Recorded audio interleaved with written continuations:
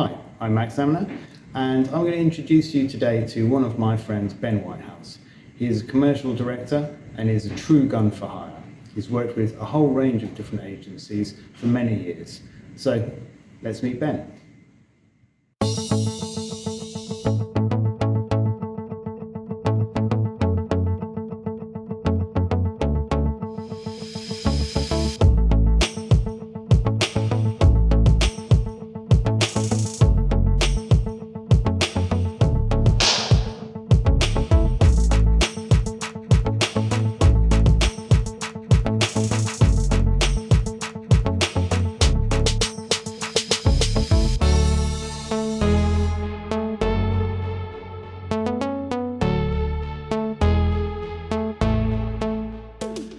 Hello Ben, how are you doing?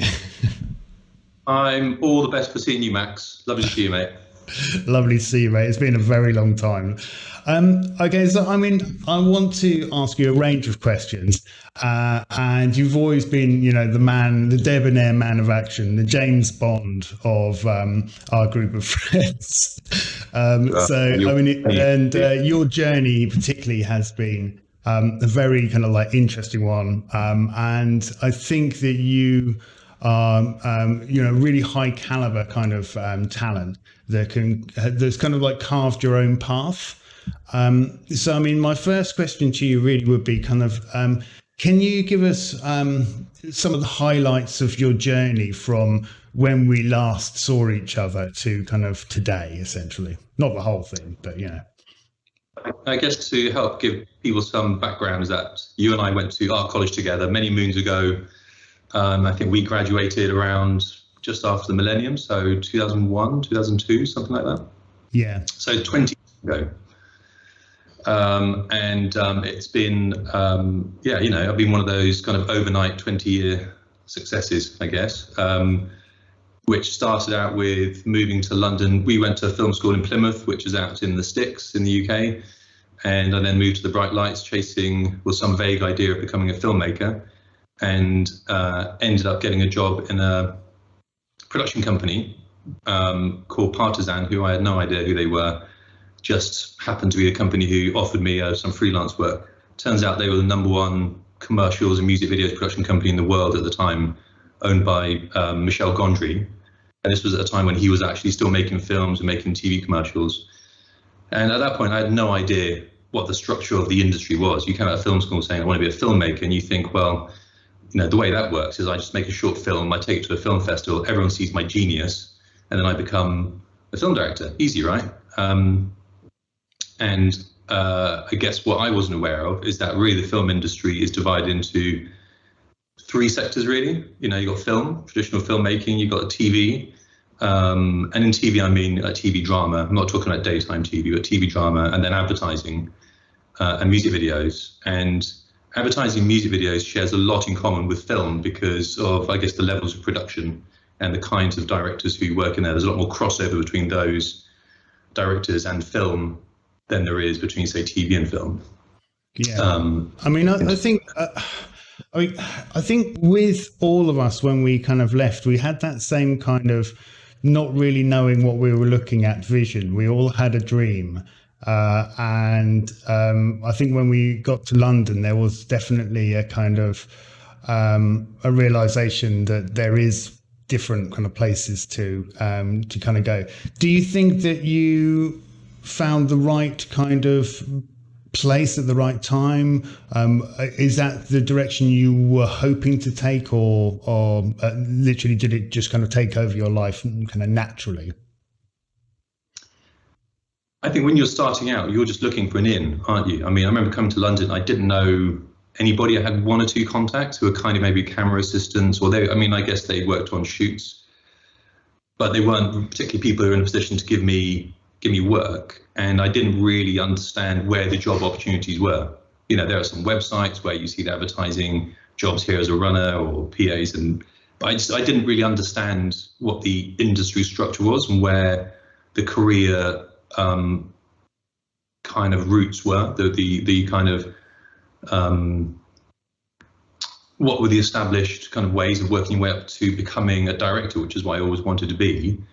But I just thought there was one way, which was, short films, film festivals, and features. Obviously, that's different now. This is 20 years ago, but that's kind of what I thought it was. And when we went to film school, I can't remember having ever been told about the structure of the industry. And, for example, we really focused on film, and no one really talked about advertising, music videos, which are important because it's entry-level filmmaking, because feature films are such a huge undertaking financially, time-wise.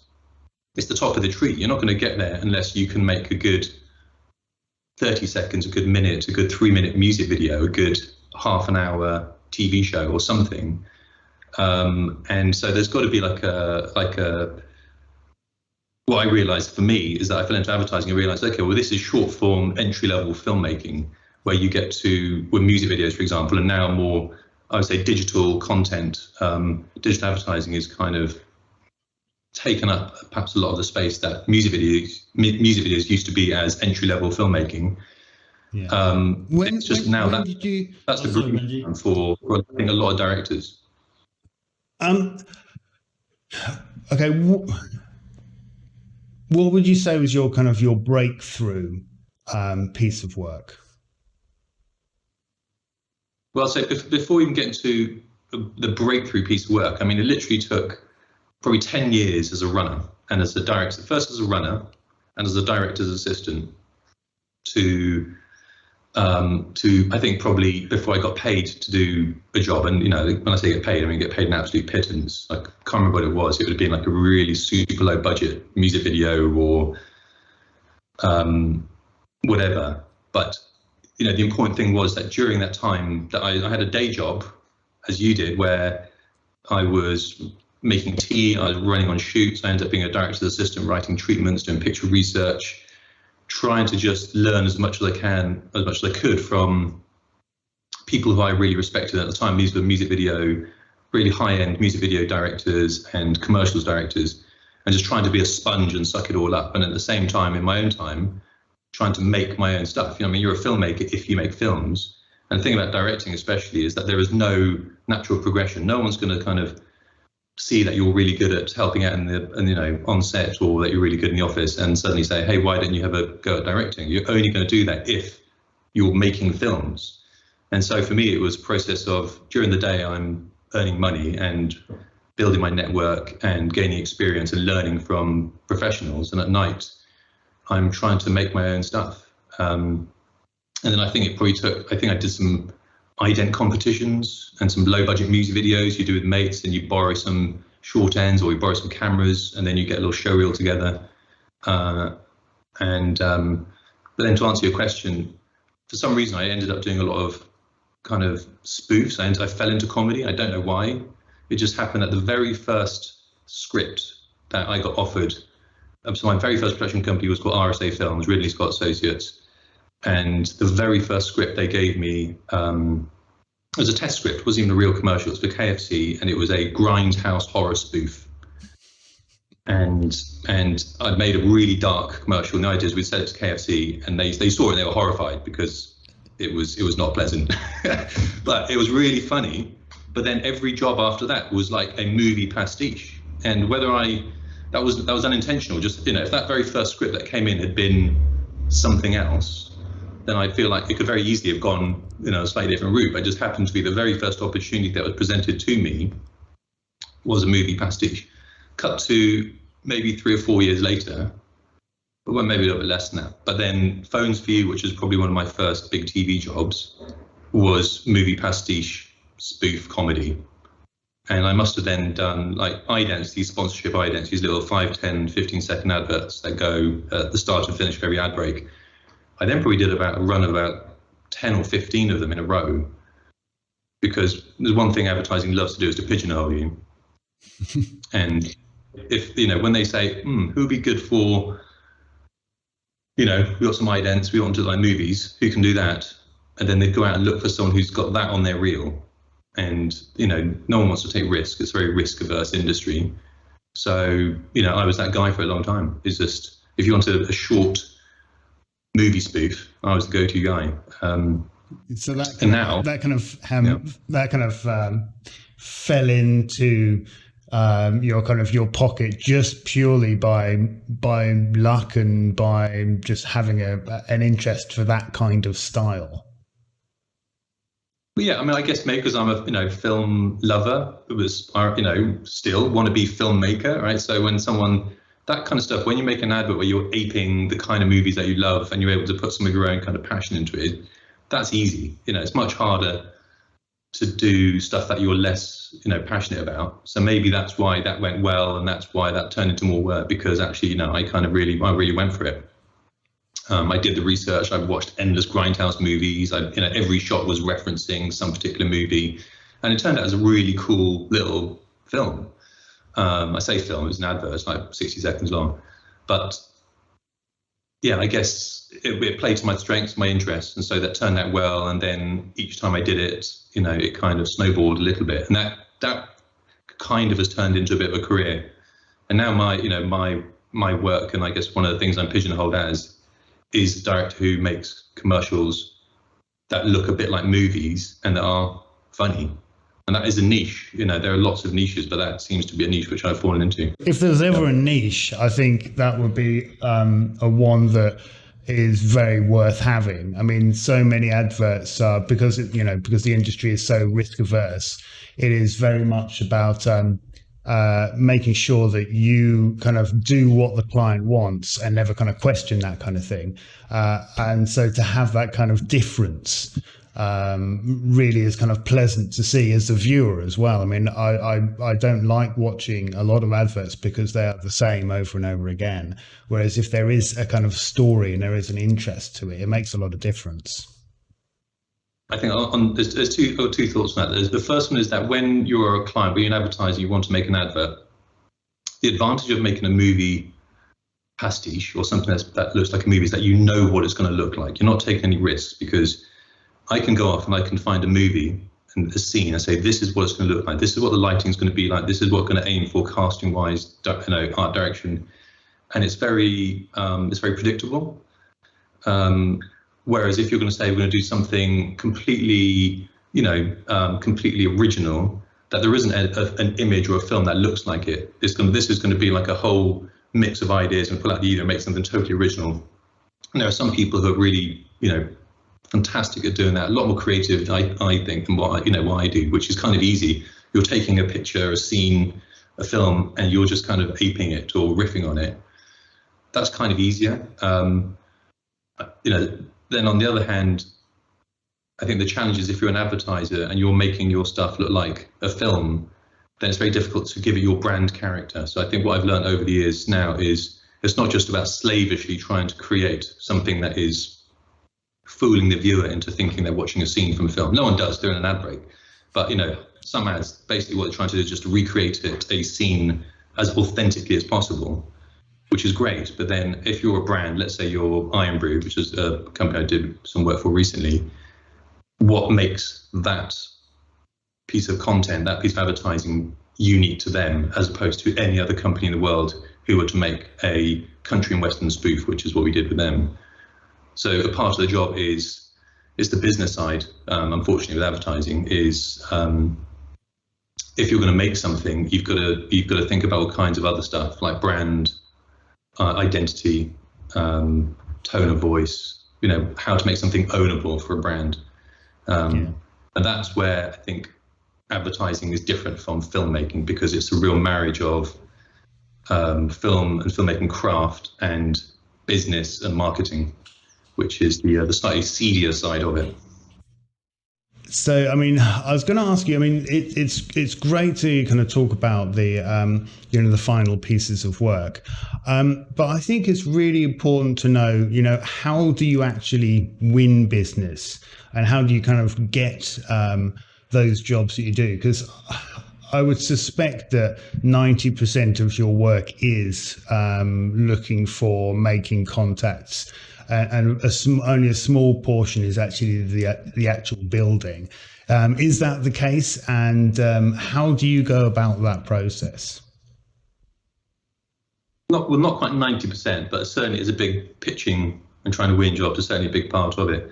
I mean, the way I got into directing was that early on, at these production companies I was working at, I came across a role which I had not, I didn't know existed, which is a director's assistant, who basically their job is to help write treatments and to do picture research. And this is all to win jobs. And there's a whole mini industry around winning jobs. And I guess in any industry, there's always an investment in winning new business, and advertising is no different. So the way it works in advertising is that for every job going, they invite maybe 3 or 4 directors to pitch on the job.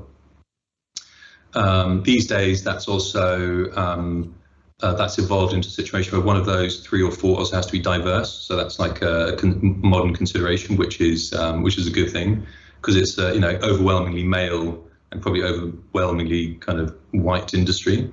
That thankfully is changing. So pitching is a big part of it. It's the way it works.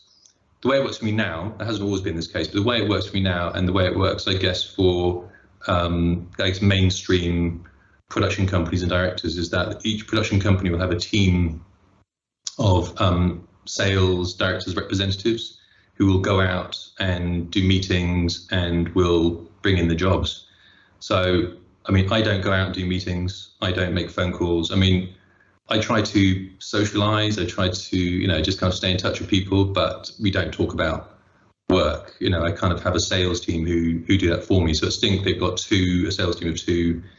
Each of my other production companies also have sales as well. The producers will often go out and do it themselves, and they'll bring in the jobs, the scripts. And so let's say they bring in a script. I might read it, decide whether I want to pitch in it or not.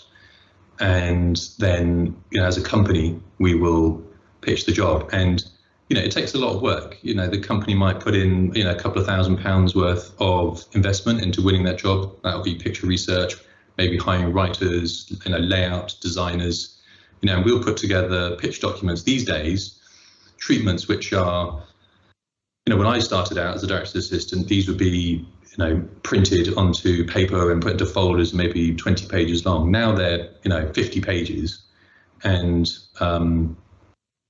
normally sent off as PDFs to the agency and to the client. Personally, I do online treatments. You send as a link, and that way you can embed video. So especially if you're referencing a movie, for example, you can put in actual clips as opposed to, or GIFs, we use a lot, as opposed to just photos, which I think is really important, and it's definitely helped me win more jobs. I think the way that you pitch, everyone does it differently. So there's some people still like to do it old school, and they like to send a nice leather-bound portfolio with all the images printed off one by one and a handwritten note to make it feel more crafted, more artistic. And everyone's got their own style. But mine is online treatments. And one of the other things with that is that, let's say, to do a treatment, you need a producer to do the budget, you need a director to drive it. You might have a picture researcher to do the picture research, and you might have someone doing the layout. There's 4 people. And the way the world is, especially after COVID, is all these people are not in the same place, and often they're not in the same country. So the other reason why we do online treatments is because you can use something like Google Slides, which is what I use, and you can have 4 people working on the same pitch at the same time from 4 different countries. I use sometimes a treatment writer in New Zealand. There's an advantage to that because I can go to bed and he's writing through the night. I wake up in the morning and I've got a new draft. So there's that, things like that we take into consideration. But probably in terms of time, I mean, it's probably more 50-50. Pitching. My win rate is probably 1 in 3, which I think is pretty okay. But that still means, a good pitch will take you a week to put together. So that still means, often I can do a week, 2 weeks work, and it's for nothing. It's unpaid. You don't get paid for treatments or pitching. In the US, you do. Sometimes they pay you $1,000 for the treatment, but not in the UK or Europe. So, I mean, you have to speculate. You have to kind of push and just accept the fact that there will be attrition, essentially, in the work that you do. And you just kind of hope that you can balance it out and marry it up for either side. Yeah, I mean, lots of people complain about it, but I mean, it's the same. Any industry, you're gonna, if every industry will have a sales team who goes out and is trying to bring in new work, and advertising is no different. And they're in the business of selling, and as directors, the companies, the way it works is that directors are the commodity which production companies are selling. Yeah, yeah. And they have a sales team who will then go out and sell that commodity to the market, which is advertising agencies and clients. So, and look, there are some directors who are much more proactive than I am, who will go out and they will hound agencies and clients, and they will bang the drum themselves, and they'll have tricks like they'll send them biscuits, or they'll take them out to, screenings or gigs or whatever, to try and butter people up, to try and win favor. Yeah. But I'm lazy and I don't do that. Yeah. Fair enough. All right. Okay. Lovely. That's a really good insight. Thanks, Ben. I mean, that's the kind of the gold right there that I think really kind of clarifies what the job is. But I want to kind of change pace a little bit and ask you about, kind of flexibility of skills. And I've kind of placed it in this kind of, is it better to be flexible, or is there a certain argument for specializing? But I kind of want to focus on your approach to the Twix ad, where you did your kind of first visual effects, and kind of tell us a story around that. But I think the one thing that really bugged me when I first started out, when I first did this Grindhouse horror spoof, and as RSA filmed, and they kept saying, you need to find your voice. You need to find your voice, find your thing. The problem is with advertising is that you're working to someone else's brief. So it's very difficult to find your voice when someone sends you like a dog food commercial, and you want to do your thing, but really, they want you to do their thing. So that it takes a long time, I think, in advertising to work out what it is that's your style, because you're kind of, working to someone else's gig. But it is really, really important that you do find a style. I think being a jack of all trades is good for no one. I think you need people, and this is true of the film industry as well. You think in films, by and large, directors have something that they're known for, have a tone of voice, have something that people can hang their hat on and say, well, okay, I've got this particular script. Who would be great for that of them, because they're fantastic with, authentic characterization and creating worlds that are believable, or that person because they like magical realism or whatever it is. I think you need a thing that people can sell you by, and can it makes you because ultimately you are a commodity, you're a business. So I think specializing is a good thing. For me, I ended up specializing in, I guess it started off as kind of movie pastiche, but really what that comes down to is character-driven storytelling, where you're building a world to tell that story in. And so Twix, to answer your question, Twix that was the first time I did a visual effects job. It was my first big studio build, and up until that point, I'd not done anything like that. I knew the theory, but I hadn't done it, and so that was a foreign job. And I kind of blagged it. I kind of, it's amazing what you can do with as a director, you can go out and I can pitch ideas. I can show potential employers images of what it will look like, and how great visually it will be, and what the casting will be like, and what the tone will be. And I can show other people's work, right? Because what directors are selling is ideas. If I was a DP or an editor, I can't go and show someone else's work and say, well, it'll look like this, right? Because you can't, the DP can't go around showing someone else's work. It's a nonsense, isn't it?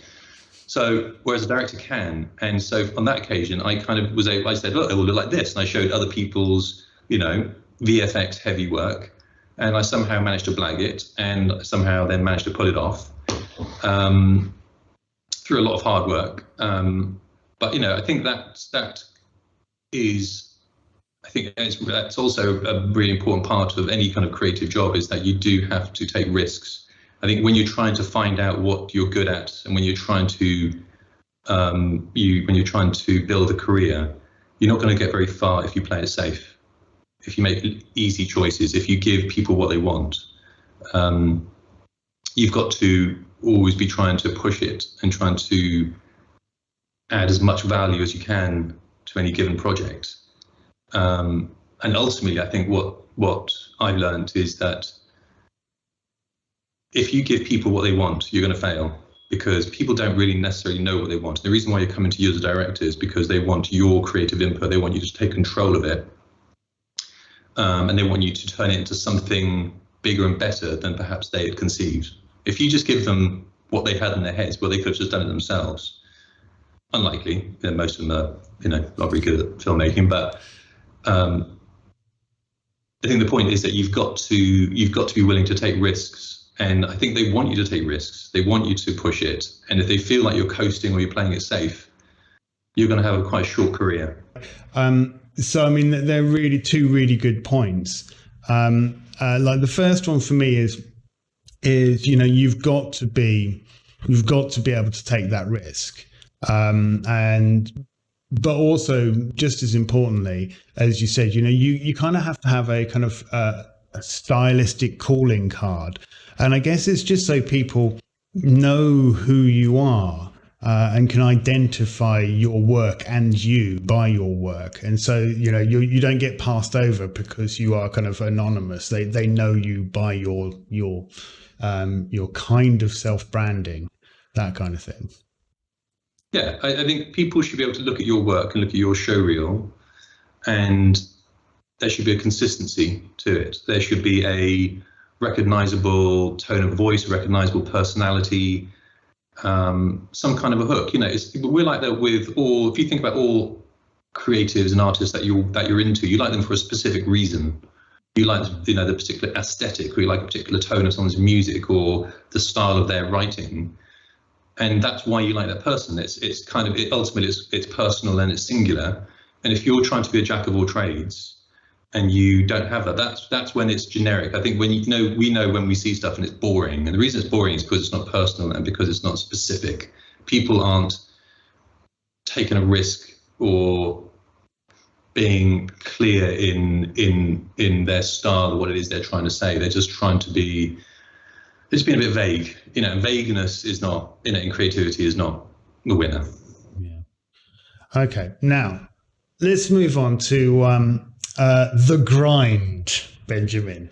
Now, it is something that kind of has been said a number of times, and I think it's kind of like worth asking you this as well. What is the kind of what are the pressures? What are the amounts of work? How do you become a successful person? What kind of dedication does it take? And how honest should you be with yourself about approaching what you want to do? Can you speak a little bit to that? Absolutely. Well, look, I would classify myself as someone who has grinded, as opposed to someone who's just kind of. There was definitely. I came into this industry relatively late. I was probably in my mid to late 20s when I was starting to kind of, this is when I was like a director's assistant, for example, and there would be 25-year-olds who would come out of St. Martin's with a short film, a music video, and they were straight into the industry, and they were making stuff from day one. No doubt that they were also working really hard, but there's some people who were just very talented, but I was not that person. I had to work my way up through being a runner, an assistant, making just whatever I could, whether it's little corporate things or little unpaid music videos or this, and plugging away and trying to get people to represent me, trying to get people to give me jobs, and a fair amount of rejection along the way. And I would say that I've got to where I've got through as much through hard work as through any, what kind of modicum of talent I might have is I think that's just the reality. I think I feel like compared to some people that I perhaps grew up with as runners or assistants, but I've managed to make a career out of it because I've just stuck at it for longer,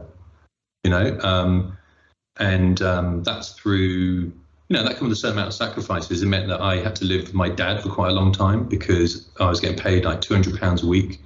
And also, which was nowhere near enough to live in London at the time. And so I couldn't afford to have my own place, right? So I had that was not great for my personal life.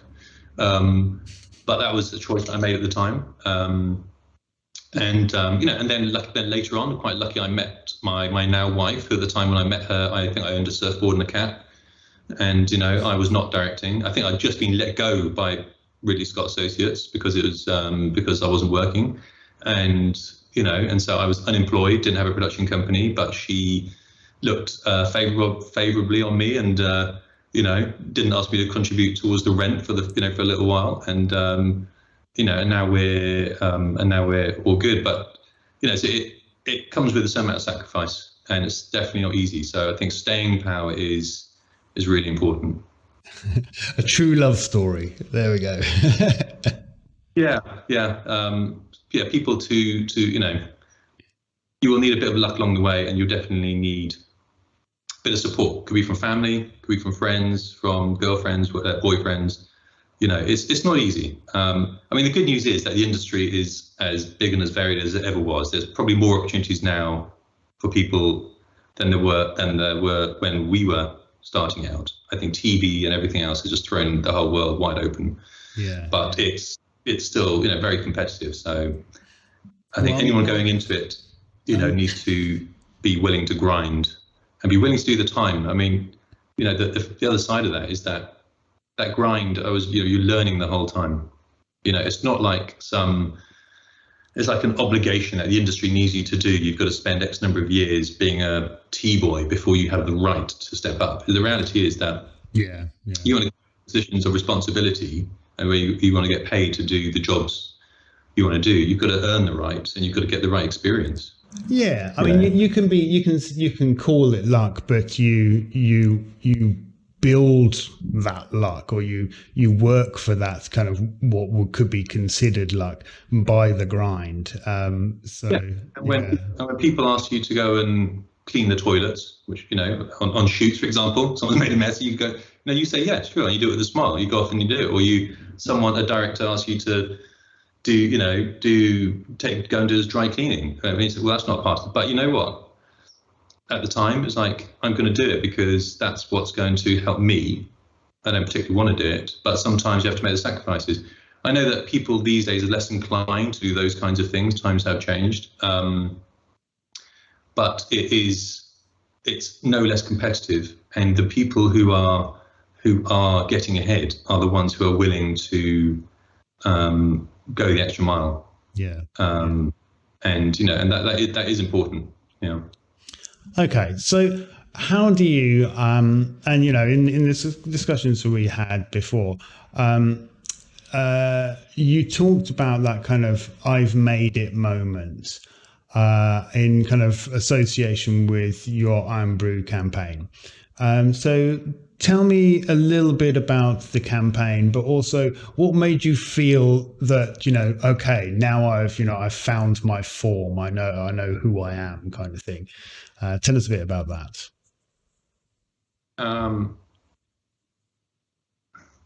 I guess what it is that when you're doing, there's the old adage that it takes 10,000 hours to get good at anything, right? And I guess we had a previous conversation. We talked about what bits of work I'm most proud of, and I told you about Iron Brew, and I feel that's probably my 10,000 hour moment, because up until that point, I always felt like, like the Twix, whatever, that you're winging it, right? And so you don't know exactly what you're doing. You're out of your comfort zone. You're always trying to do something new. You're always trying to get the most out of, often limited resources that you have. And I guess so hang on. So I made that 2021, which means at that point I've been directing for paid at least for, I guess, around 10 years. And that's where I remember just feeling in control and feeling like I knew exactly what it was going to look like. I knew exactly what I was aiming for. And it kind of came together, against a certain amount of luck, where I had a DP who I'd worked together. It was the first time I'd worked with him. It was filmed in Romania on this amazing backlot in Castel Studios, which they built for Cold Mountain. And I was, had a lot of crew there who I hadn't worked with again before, but I felt I was able to navigate that with confidence, and I kind of, I was very clear in my head what I wanted to do, and that was a good feeling. But that, it did take 10 years of trial and error. I don't know, I've made maybe 40 or 50 TV commercials, and it's taken that long before feeling like I actually could confidently say, this is a good script. It's going to look great. It's going to be entertaining. I'm going to aim for something specific. We're not going to try and make a Sergio Leone movie pastiche. We're going to try and make something that's a bit more comedic, a bit more funny, something that's ownable for Iron Brew, that hopefully people look at and would just associate with them, rather than anyone else who's making like a cowboy spaghetti western pastiche or whatever. But yeah, that takes a lot of time of just, you get good at what you practice, and things like that, which often are very fluid. It's just the experience of shooting a lot, being on set a lot, having to navigate. The business of directing is basically, you get asked, it'd be interesting to I might get on those clickers and click how many questions you get asked, right? So to direct a job, you're answering questions from day one. Is it this color? Is it this color? Is it this set? Is it this set? Is it this style or is it this style? And each time you have to make a choice, and you've got to make, over the course of a job, probably thousands of little choices or big choices, big decisions, and all of those add up to the end product. And I guess you go along, and at the end of every job, I always do a little post-mortem, and you always know if you made some wrong decisions. Yeah. Because you can see them on the screen. And that was one of the first ones where I felt like, there are definitely some decisions that could have been better, but by and large, I feel like I got. Yeah, you can never get anything perfect, but if you can kind of stand back from it and go, that is what I was looking for, and that is what I created. So yeah. And the other part of that, and I think this is an important one for anyone aspiring to anything creative, is trusting in the process. So, for example, whilst I say that Iron Brew turned out exactly how I wanted it, at the same time, I didn't know how it was going to turn out. When you start it, you start off with a bunch of references and ideas, but you don't know whether you're going to get the right cast. You don't know whether the right actor's going to walk into the casting suite. You don't know whether, if on the day your director of photography is going to deliver or your art director is going to deliver. But you're making assumptions that they will, and you're making assumptions that you will choose the right people, and you're making assumptions that everyone will do their job well. And what you end up doing is you have to then trust the process, which is, okay, well, I've always made those decisions well in the past. I will pick the right people to work with. And that's one of the biggest things any director will do, is you pick the right team, because ultimately they're the ones who are going to be doing the work and making you look good. So, well, I'm not really going to talk to you about COVID. And you did mention about kind of being able to kind of communicate with different and work with different people around the world. But one thing I have seen is a large change away from more traditional TV media into the social media realm and into kind of Netflix and kind of binge watching. And I want your kind of thoughts on how the role, or how your role and how advertising has changed, or the industry has changed. And, what do you kind of predict about the challenges moving forward?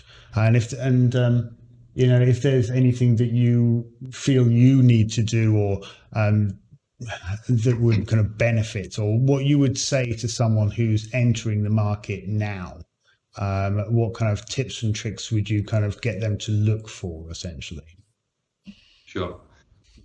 Well, first of all, I would say that obviously advertising, I can't really speak for other parts of the film and TV industry because that's not what I work in, but as far as advertising goes, it's an industry in decline.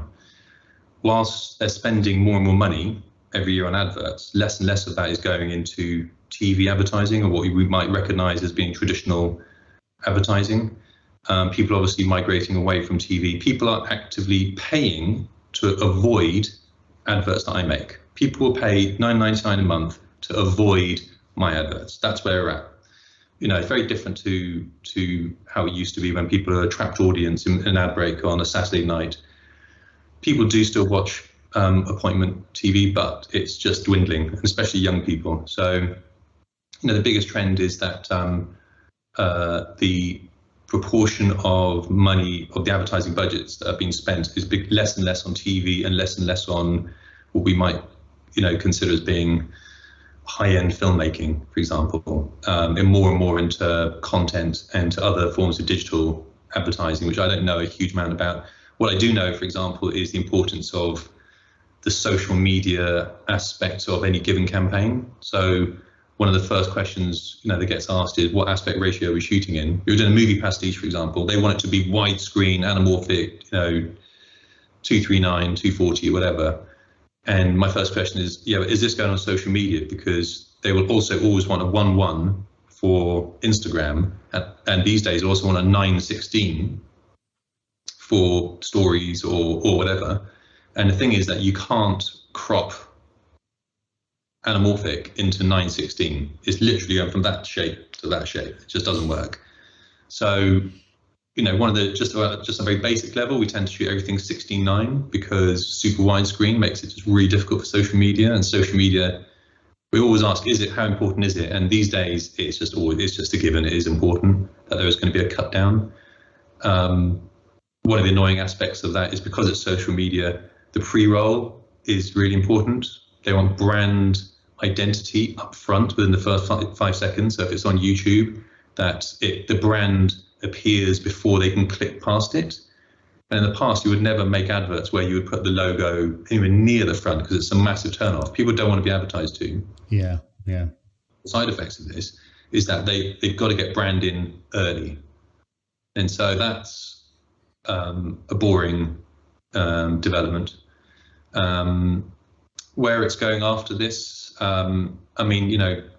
budgets are definitely being drained. I would say, I don't be pessimistic, but the reality is, right, what's happening is that TV is exploding. People are consuming TV and other forms of content in a much bigger way than ever, which was accelerated by COVID, but I think it was, happening anyway.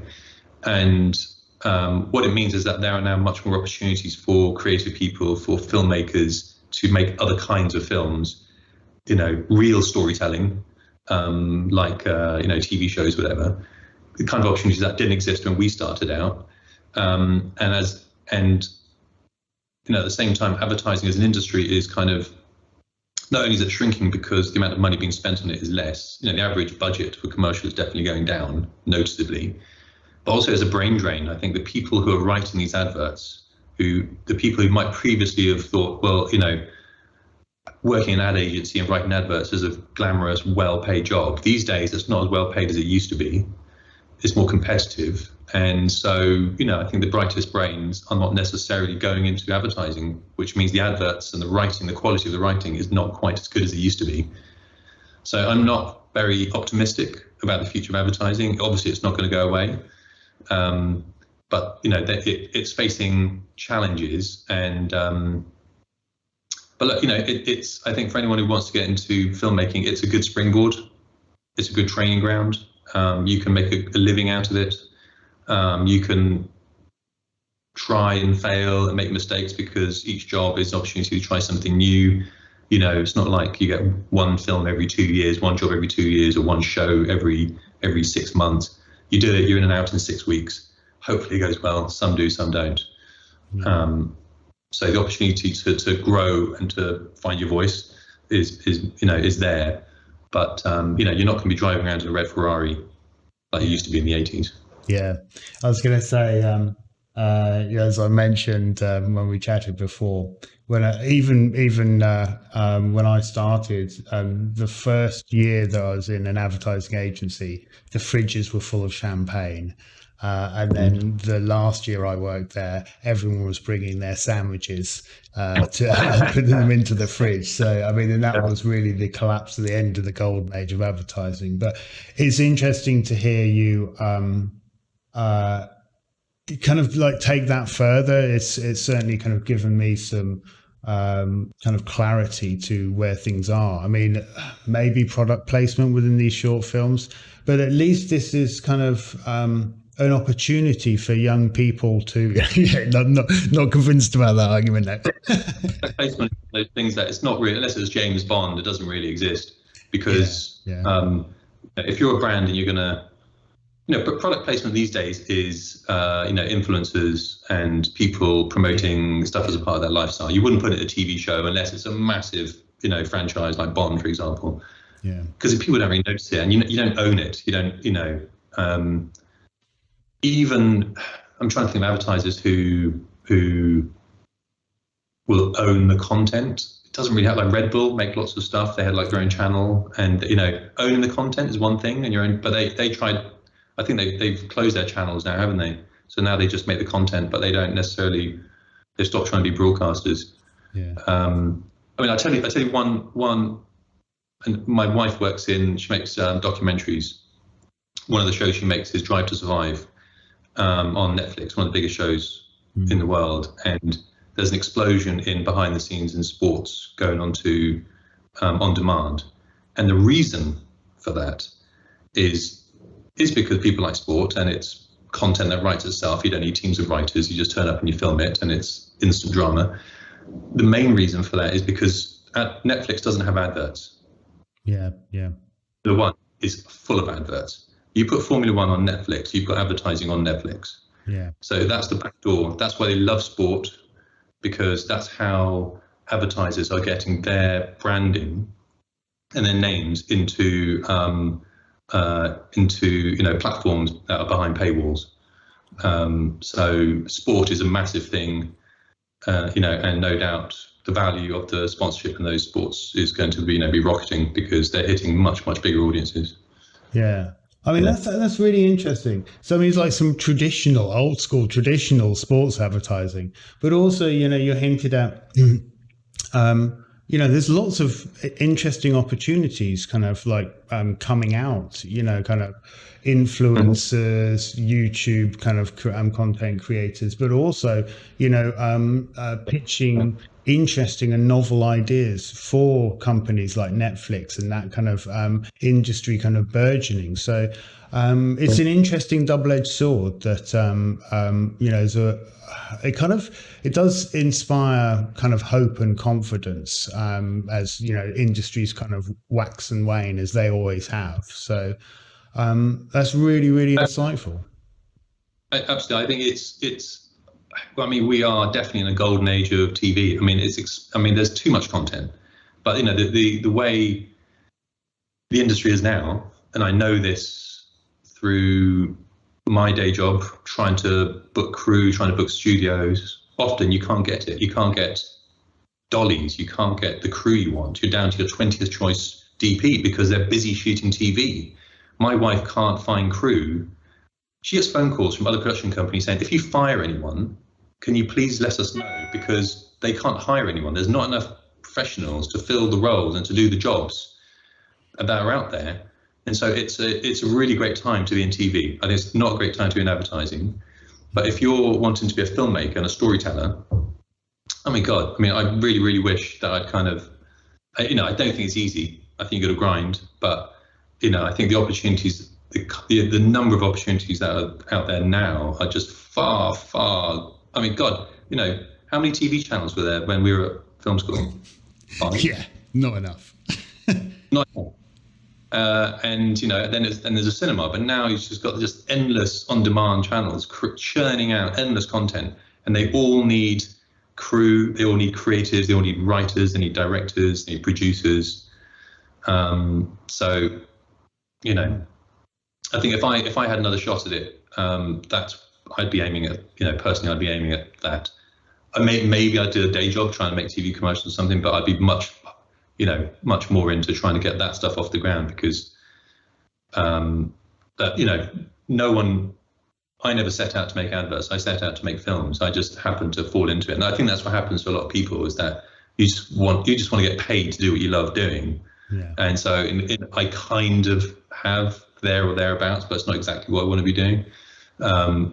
So for anyone who's got a passion for, filmmaking, storytelling, I think there are the opportunities there. You just got to do the work, do the grind. Take some risks, and find your voice and your thing that people can find you by. Yeah. Lovely. Well, thank you very much, Ben. It's been a pleasure, as I knew it would be. Really lovely to see you again, and thanks for your insight.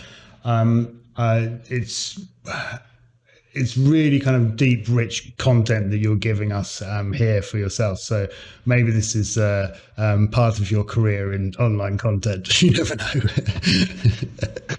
No. I've done, when we do adverts, there's often a behind the scenes making of crew, and I've got no idea who's interested in it, and I'm never up for it.